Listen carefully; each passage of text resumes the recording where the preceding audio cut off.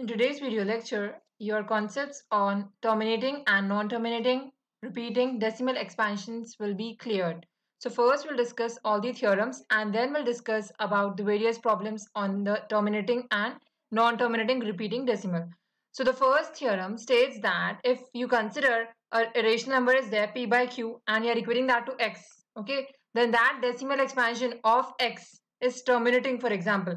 Then that x can be expressed in the form of p by q, where p and q are co-prime and prime factorization of q is of the form 2 power n into 5 power m, where n and m are non-negative integers. It means that, for example, you have a rational number and that rational number terminates. Then that terminating decimal expansion can again be represented in the form of rational number. And that denominator q, it can be expressed in the form of 2 power n into 5 power m. So terminating means it is of the form 2 power n into 5 power m. Now let us see one problem. The question is express the following decimal in the form of p by q and write the denominators in 2 power n 5 power m form. So we are having 0.25. We know 0.25 is terminating. How can we say that 0.25 is terminating? Because we don't have any other numbers after 25. It is stopping here only. Okay, that is why 0.25 is terminating. Now if I want to convert this decimal to rational number, that is p by q form, what can I do? How many decimal places are there after decimal point? 1, 2. So I can multiply with 100 since there are 2 decimal places. So 0.25 into 100. Whatever I am multiplying in numerator, the same thing I have to divide in denominator. So 0.25 into 100 by 100. Now how to remove these decimal points? These two zeros will be used to remove this decimal point. That is 1, 2. So 0.25 into 100 will become 25 divided by 100. Now these both will go in 5 table. 5 5s are 25, 5 2s are 10, 5 zeros are 0, and then again 5 1s are 5, 5 4s are 20. So you're left with 1 by 4. But what is our theorem? Our theorem states that the denominator q should be of the form 2 power n into 5 power m if it is a terminating decimal expansion. And also in the question it is telling me to write in the form of 2 power n into 5 power m. So if I expand this 4 in prime factorization, 2 2s are 4, 2 1s are 2, I'm getting 2 square. So denominator can be written as 2 square. Now this 2 square can be compared to 2 power n into 5 power m form. This is 2 power n. So from the theorem you should be clear that if the denominator can be expressed either in the form of 2 power n or 5 power m or both 2 power n and 5 power m, then the decimal expansion is terminating. Even if it's only 2, then also it is terminating. Remember that. Okay, I'm not getting into 5 here, but still it is terminating. Okay. Then the second question is again same question, that is p by q. You have to express this decimal in the form of p by q and then also you have to write it in the form of 2 power n into 5 power m. Okay, q.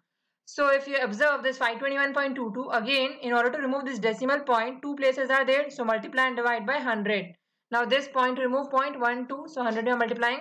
So it is becoming 52122 by 100. Now here you have 100 and here you have 2. Here you have 0, here you have 2. I said in the video of this division, okay, how divisibility rules, that if you have 0 in one's place and if you have 2 in one's place, then both we can divide by both will go in 2 table, that is even numbers, right? If all even numbers are there in one's place, then it will be divisible by 2. So 2 2s are 4, 1 will be left. Okay, 2 6 are 12, then 2 zeros are 0, 1 will be left again, 1 2, 2 6 are 12, then 2 1s are 2. So 2 6 0 6 1 is left here, and here 2 5s are 10, 2 zeros are 0. Further it cannot be divided again. Okay, so I will find the prime factorization of 50. Again we cannot divide these both. Okay, so if I do the prime factorization, 5 1s are 5, 5 zeros are 0, 5 2s are 10, 2 1s are 2. So 50 can be written as 5 into 5. 5 into 5 is nothing but 5 square into 2 power 1. Now this can be compared to 2 power n into 5 power m form. That only is the question. We have to divide the denominator in the form of 2 power n into 5 power m. Here we have 2 power 1 into 5 square. Okay, so it is terminating decimal expansion. Okay, now we'll move to the next theorem. The next theorem states that if x is equals to p by q is a rational number such that the prime factorization of q is of the form 2 power n into 5 power m. There is already the prime factorization of q. Denominator is 2 power n into 5 power m. Then the x has the decimal expansion which terminates. What was the first theorem? The first theorem was that if the decimal expansion is terminating, if the decimal expansion is terminating, then we can write in the form of 2 power n into 5 power m. This theorem is if the decimal expansion of q is of 2 power n into 5 power m form, then it will be terminating. So let us see a problem on it. See, the question is without actually performing division, state whether the following has a terminating expansion or non-terminating repeating decimal expansion. So here I have underlined these keywords. I said whenever you solve questions, underline the keywords. So here we have 1600 is the denominator. So find the prime factorization. Why? Because 15 and 1600 would simplify. So simply I am finding the prime factorization of 1600. 2 8s are 16, 2 zeros are 0, 2 zeros are 0, 2 4s are 8, 2 zeros are 0, 2 zeros are 0, 2 2s are 4, 2 zeros are 0, 2 zeros are 0, 2 1s are 2, 2 zeros are 0, 2 zeros are 0, 2 5s are 10, 2 zeros are 2 2s are 4, 1 0, 2 5s are 10, 5 5s are 25, 5 1s are 5. So I'm having 2 power 6 here and here I'm having 5 square. So this 1600 can be written in the form of 2 power 6 into 5 square. My theorem is whenever denominator can be expressed in the form of 2 power n into 5 power m, then decimal expansion is terminating. Okay. So since it is 2 power n into 5 power m, decimal expansion is terminating.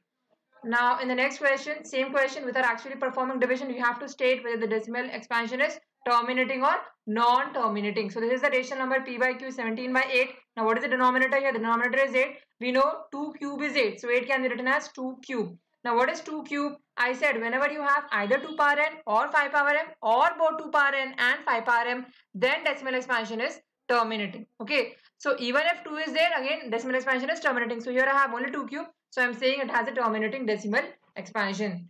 So I hope you're clear with the theorem. Okay, now the last theorem is that x is equals to p by q be a rational number such that the prime factorization of q is not of the form 2 power n into 5 power m. Now you should be careful here. If the prime factorization of q is not of the form 2 power n into 5 power m, then the decimal expansion will be non-terminating repeating. So it's not terminating. If it is not of the form, then it is non-terminating repeating. Now let us see problems based on this. The question is without actually performing division, state whether the following has a terminating expansion or non-terminating repeating decimal expansion. The question is 64 by 455. Again see the denominator here. What is the denominator? 455. This is 5. This is 4 in one's place. So we cannot divide this. So I'm taking the prime factorization of 455. So since 5 is present here, it will go in 5 table. 5 9s are 45. 5 1s are 5. And here I have 1. So I will try with 7 table. 7 1s are 7, 9 minus 7 is 2, 1. 7 3s are 21. Now 13 is a prime number, so 13 1s are 13. So 455 can be written as 5 into 7 into 13. Now what is the tip here? Since denominator q contains 7 and 13 along with 5. See 7 and 13 are there now along with 5. So it is not of the form 2 power n into 5 power m. What is the 2 power n into 5 power m form? It means that only 2 power n or 5 power m or both 2 power n and 5 power m. But here along with 5 I have 7 and 13. So it is not terminating. That is, it is not of the form 2 power n into 5 power m. Now let us see one more question based on it. Okay, so here 343 denominator q can be expressed in the form of 7 cube. Remember all the cubes list. If you want me to make a cubes list video, I'll make that also. Okay, comment below. So this 343 can be expressed in the form of 7 cube. 7 cube is 343. 7 7s are 49. 49 7s are 343. Now this again denominator, it is we don't have here 2. We don't have 2 here. We don't have 5 here. We don't have 2 and 5 both here. Only 7 cube is present. That is only 7 is present. That is why again it is not of the form 2 power n into 5 power m. According to the theorem, if q is not of the form 2 power n into 5 power m, then decimal expansion is non-terminating recurring.